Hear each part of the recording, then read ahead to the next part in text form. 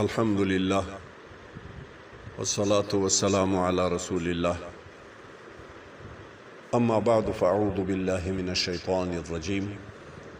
بسم الله الرحمن الرحيم.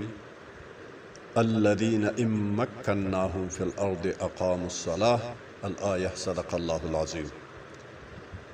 مؤمنان ورونو، نن یو اهم مطلب در سره شریکوم او هغه دا چې په اسلامي نظام کې جرائم اصلا دوه ډوله دي. اول هغه جرائم دي چې هغه په شریعت کې جرم او ناروا دي، او دوم قسم هغه جرائم دي چې هغه اصلا په شریعت کې مباح دي، خو د شرعي امر او اولو الامر لخوا د مصالح عامه او د رعایت په اراده ممنوع اعلان سوي، نو دا هم جرائم بلل کیږي.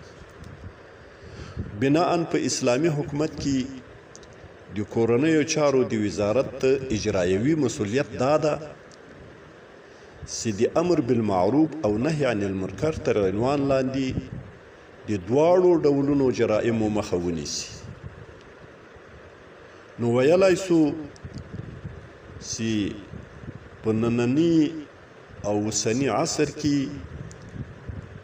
د امر بالمعروف او نهي عن المنکر په عنوان د وزارت مستقل تشکیل او مستقل پرسونل ورکول او هغوی په اجرایوي او تطبیقي اموراتو باندې ګمارل، دا د اسلامي نظام د کورنیو چارو د وزارت په وظایفو کې تدخل او تشبث بلل کیږي.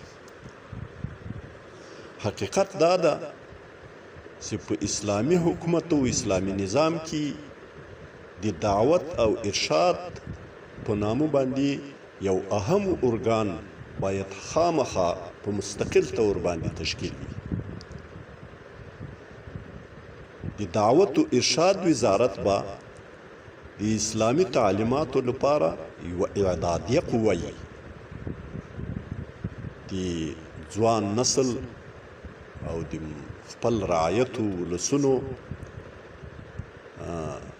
هغه ذهن سازی به کوي او هغه به آماده کوي د اسلام تطبیق او د اسلام منلو ته، د اسلام اجرا کولو ته.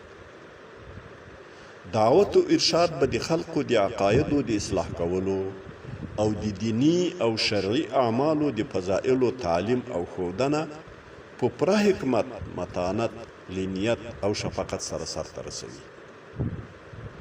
الله جل جلاله فرمایي: ادعو الى سبیل ربک بالحکمه. راو بوله ای حبیب دما، بندگان دما لاری دی رب دی تاتا.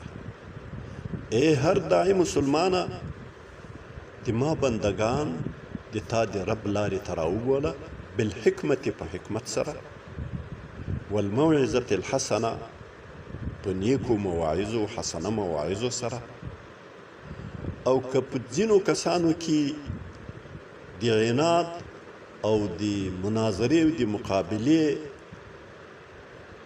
حس او شعور موجود وي، نو وجادلهم بالتي هي احسن. مجادله او مناظره وکړه هغو سره په احسنه طریقه، په ښو اخلاقو د انسانیت په فضا کې. خلاصه دا چې د خلقو ذهن سازي، عقیده جوړونه، د فضائلو اروونه، دا د دعوت او ارشاد د وزارت دنده ده، او د شرعي اعمالو تطبیق او اجرا به اجرایوي او قهري پرسونل، یعنی د کورنیو چارو وزارت د امر بالمعروف او نهي عن المنکر تر عنوان لاندې سرته رسوي.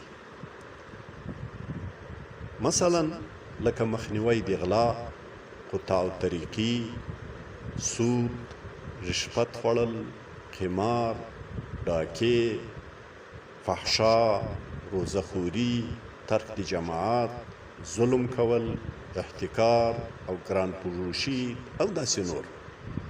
دا به د وزارت داخله د پرسونل له لوري هغه وزارت داخله چې هغه یو اساسي او متني ارګان ده په متن د دولت کې او هیڅ نظام یې له منځه وړای نشي، هغه به دا امورات سرته رسوي. الله عز وجل فرمایي الذین ان مکناهم فی الارض،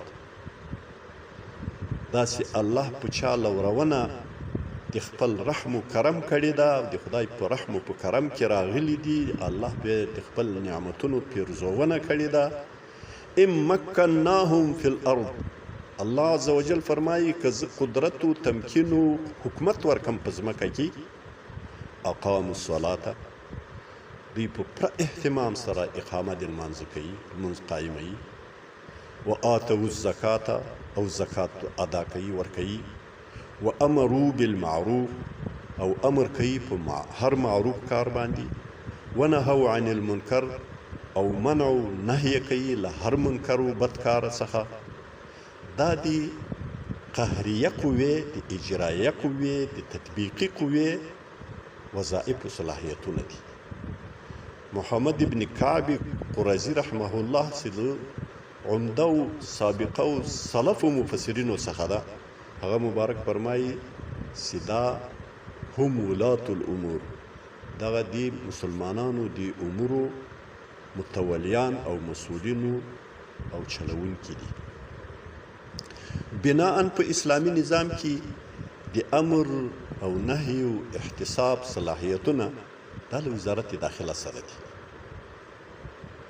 خو د تاریخ د جبر په وجه باندې چې ځینو سیکولرو حکومتونو چې هغه اصلا اسلامي اقدارو ته، اسلامي ارزښتونو ته معتقد نه وو او حکومتونه یې په اسلامي ټولنو جوامعو باندې وو، نو د مسلمانو ټولنو د قناعت لپاره یې ځینې بې صلاحیته فرعي غیر مقصودي تشکیلات ایجاد کړي وو،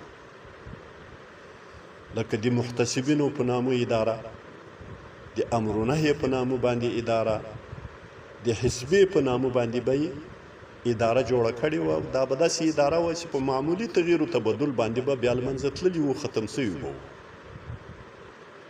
او دا ځکه دوی داسې کار کاوه چې دا فرعي تشکیلات یې ورته ایجادول، چې که دوی دا کار په اصل هغه اساسي تشکیلاتو کې سرته رسولی، لکه وزارت داخله، امنیت دولتي، نو هغه خو داسې ارګانونه وو چې هیڅ نظام و هیڅ حکومت بې له دغو ارګانو نه چلیږي.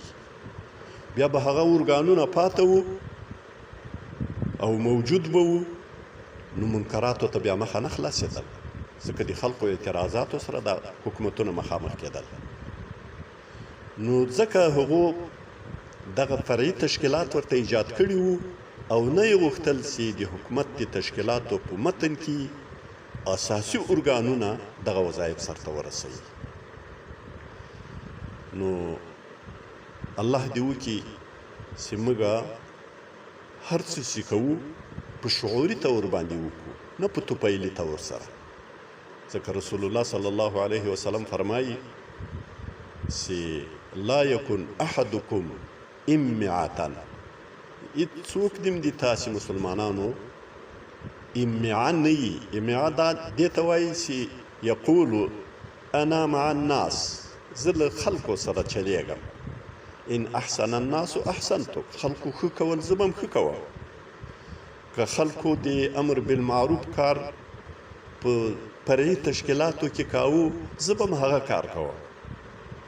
او ان اساءوا اسأتو، که خلق بیا بد کار کوي، بیا زه مجبور یم، خو زه د دې معاشرې جز یم.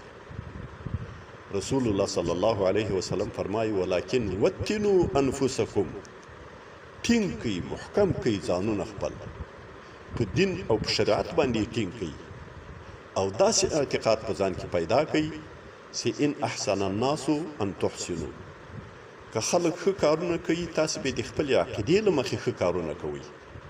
او ان اساءوا، که هغه بد کارونه کوي، مخالفت د شریعت کوي، الله تظلمو یا لا تظلمو، تاسې به ظلم نه کوئ په نورو باندې، یا به په خپله ظالمان نه جوړیږئ، په خپل نفس باندې به ظلم نه کوئ. خو لنډه داسې امعه به نه یو موږ د الله له طفیلي سیاستونو څخه وساتي او شعوري طور باندې د موږ ته الله پاک دا احساس راکړي دا توفیق را نصیب کړي چې موږ د اسلام د تطبیق لپاره په اساسي لار باندې ولاړ سو. اقول د نړۍ هر غافل په اذان ویښوم زه بلال خوب ولی جهان ویښوم زه بلال خوب ولی جهان ویښوم